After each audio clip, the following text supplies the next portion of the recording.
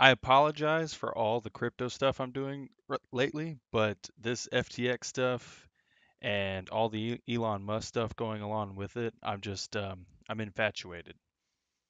And hopefully you are too. Otherwise, you wouldn't be here. So I'm just going to do this response video to CoffeeZilla, and let's begin. Oh, you guys can't hear that. I made that mistake last time. Hold on.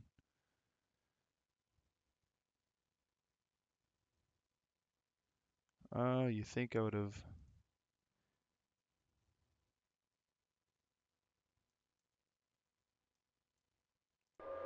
There we go. Okay, the guy you see next to me is the most generous billionaire in the world, and I found him. The most generous billionaire ever, where you can get 10% off on your trading fees. Fees are bad. Fees are very bad. But FTX, there are no fees whatsoever. And if you sign up with our link, Signing up using my link. There are referral links. If you use my link below and the code name Tom Nash. Oh, stop it, please. You guys are embarrassing yourselves. Listen. Yep. Everyone's feeling pretty bad after the FTX scandal, bankruptcy, whatever you want to call it. But the In the Money video that I did, CoffeeZilla also never did a sponsorship with FTX, so he's kind of here to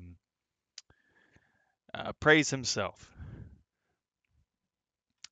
His content is actually really good though, so I'm not here to cast judgment on him because that'd be quite hypocritical, right?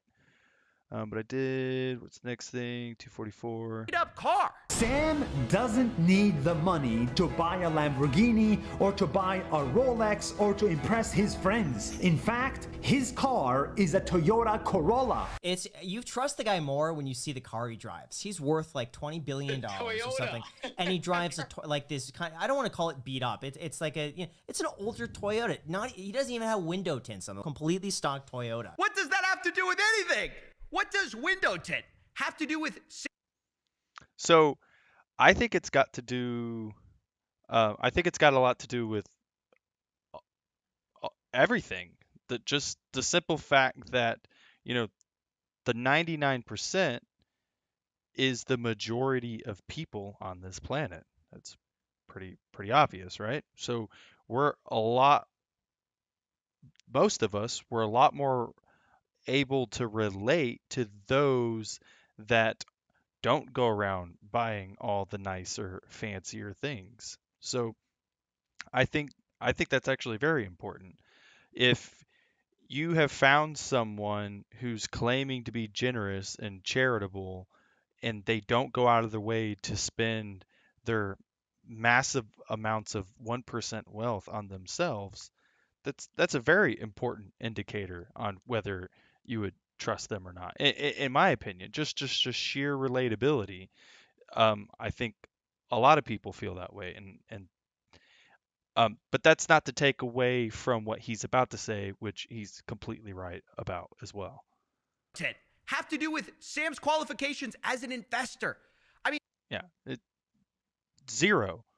It's got nothing to do with your ability to be a good investor, which brings me to a really important point that I hope to make sure I touch on in every single video that I do is you always have to self-vet. Always, no matter what. Even if you have someone with a CFP and you're in a banking office in a traditional institution, you always need to self-vet. You have to. But the reason why most of us are here on YouTube, including watching CoffeeZilla, maybe hopefully me and all the other really, stapled personal finance YouTubers, is for the entertainment and the fundamental education on personal finance.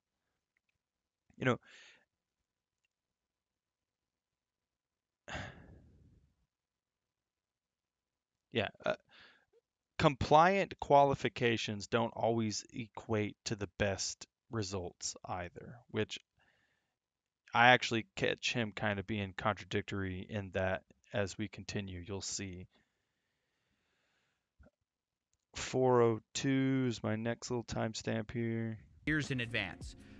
But that's the reason I didn't promote this. You know, I get the same offers as everyone else, but there's no way I'm going to risk my audience, you guys, in a game of crypto Among Us. Like, will this guy turn out to be a psycho in a year or two?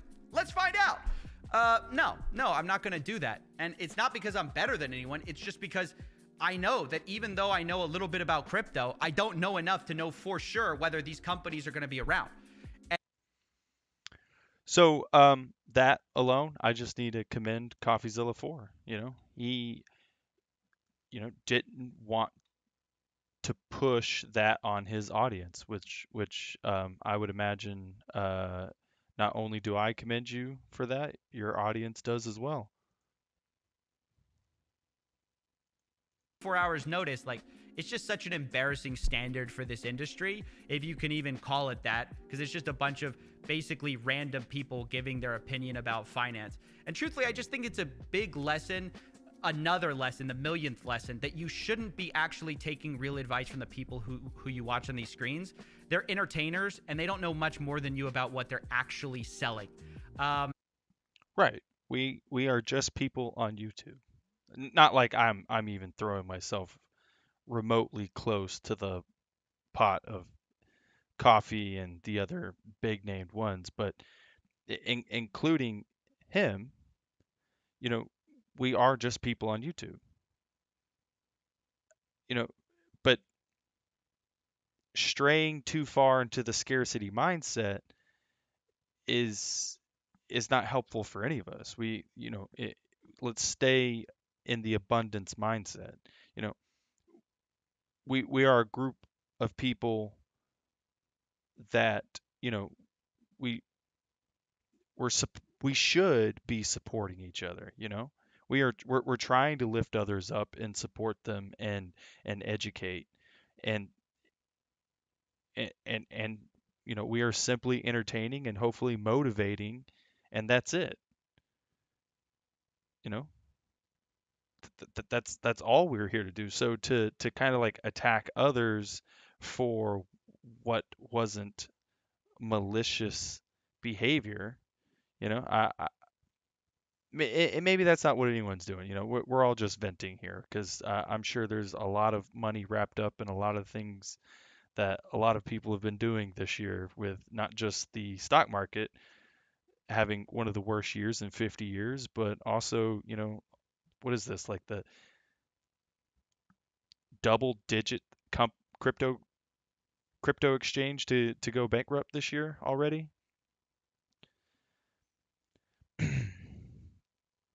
Anyways, yeah, that was just my comment to that part, is for us to stay abundant and not, scarcity mindset.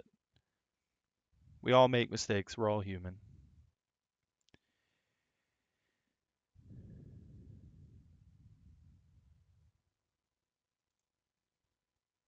I know the parasocial relationship is there, and you start to feel that maybe they know something, but a lot of them are Googling it like 5 minutes before they go live. Okay, that's the truth of it. And I just think a lot of these influencers themselves should take a hard look at themselves, because as much as it's ridiculous that anyone takes their advice, they actually do, and it's gonna.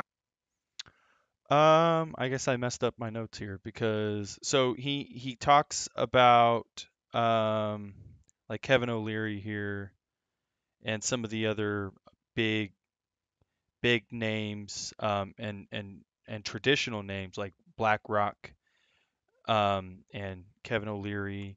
Equity. Number two, I'm an investor in FTX US equity. Number three, I have accounts with FTX. I have capital there inside of my account. Obviously, like everybody else, I'm gated currently. Yikes.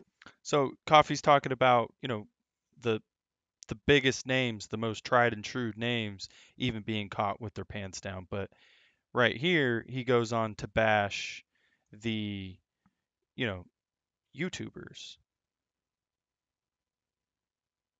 I mean, you can't have it both ways.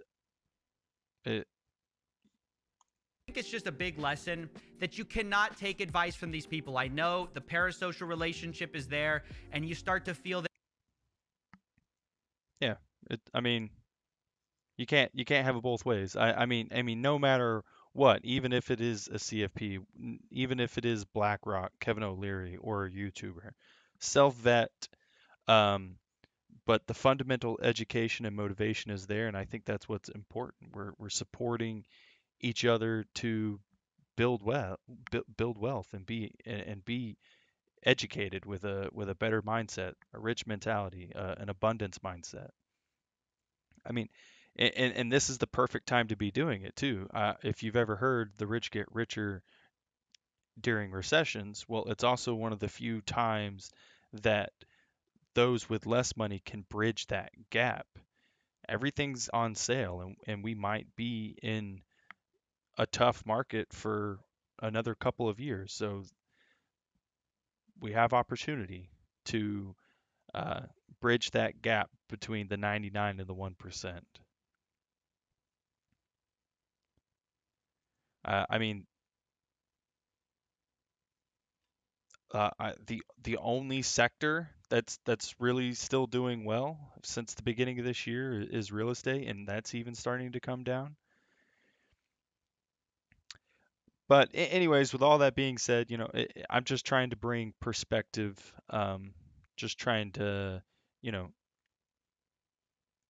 I doubt anyone's, actually trying to judge anyone. And if they are, you don't have to take it that way. You can just take it as a perspective and somebody venting. So, I did want to commend and praise CoffeeZilla's content because it's actually really good. I only found your stuff like today, um, or I think it was yesterday, and I've already watched probably 3 4 hours worth of it. And there's another one that I thought was really well I done. uncovered a fraud worth $4 What is it? billion. The Here FTX at situation just got 9:54. much worse, and billions of dollars are now hanging in the balance. It's so big that even Oh yeah, all of this is amazing right here. You guys got to watch this and go check out CoffeeZilla. the same things. Last thing that I'll say is if you look at what precipitated some of the 2008 financial crisis, you saw a number of bilateral, bespoke, non-reported transactions happening between financial counterparties, which then got repackaged and re-leveraged again and again and again, such that no one knew how much risk was in that system until it all fell apart. If you compare that to what happens on FTX or other major cryptocurrency venues today, there's complete transparency about the full open interest. There's complete transparency about the positions that are held. There's a robust, consistent risk framework applied, and we're excited to work with the CFTC on our U.S. licensed and regulated venue. Yikes. Does the phrase bespoke, non-reported transactions happening between financial counterparties, which then got repackaged and repackaged again and again to such an extent that no one knew how much risk was in the system, does that sound familiar to anyone? Because it sounds exactly like what SPF did. The only difference between SPF... The most generous billionaire irony right there. Perfectly said. Better well said than I would ever have been able to do it. So that's CoffeeZilla. Definitely go check out his stuff. Um, for more condensed, clipped, great moments, you can always stay here and check me out. Because I probably won't have anything polished like that for you ever in live streams. But my once a week videos, I work really hard on those. Those are polished. You won't hear my uhs and ums, and the lighting is better. The quality of the videos is better because I spend an unhealthy amount of hours on them. Someone better in editing and scripting could probably do them in half or a quarter of the time that I do, but it is what it is. Thanks for watching, guys.